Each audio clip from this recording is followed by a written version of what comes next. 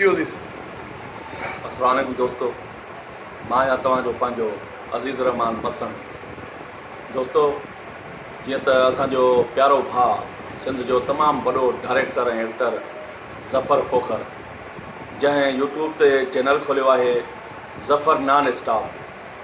तव्हां दोस्तनि खे रिक्वेस्ट आहे त तव्हां हिन चैनल खे सब्सक्राइबर कयो ऐं हिन ते सुठा सुठा जेका वीडियो मौजूदु आहिनि ऐं उन्हनि खां अलाउ थियो उहे ॾिसो। ऐं असांखे इहा उमेदु आहे त तव्हां दोस्त असां सां तावन कंदव त हीअ असांजो दोस्त तमामु प्यारो दोस्त बि आहे, भाउ बि आहे। हिन खे तव्हां चङी तरह सुञाणो था, वाक़ुफ़ु आहियो हिन जा तमामु सुठा। हींअर बि KTN ते ड्रामा हलनि पिया, हीअ जेका आहे हुन खां अलावा ॿियनि चैनलनि ते बि हली चुका आहिनि। बहरहाल इहो आहे त हिन सां तव्हांजो हिन भाउ सां राब्तो बि थी सघे थो ऐं रुॻो इहो न आहे त तव्हां सिर्फ़ु असांजा वीडियो ॾिसंदव, पर इन बहाने सां असांजे भाउ ज़फ़र सां तव्हांजो तालुकात बि थींदो, वास्तो बि थींदो। ऐं जेके हिन फील्ड में जेके दोस्त शौक़ु रखणु चाहिनि था त उन्हनि जो बि तालुकात जेको आहे सो ज़फ़र सां थींदो।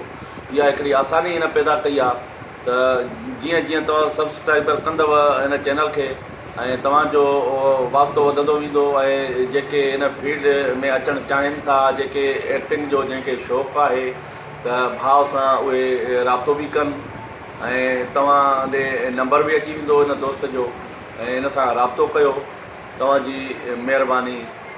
ज़िंदगी अहिड़ी आहे छा कजे, हा वेह जहिड़ी आहे छा कजे, मोह नाहे रहिड़ियो जो मखिजे मलम, दोस्तनि दिलि रहिड़ी आहे छा कजे। महिरबानी दोस्तो।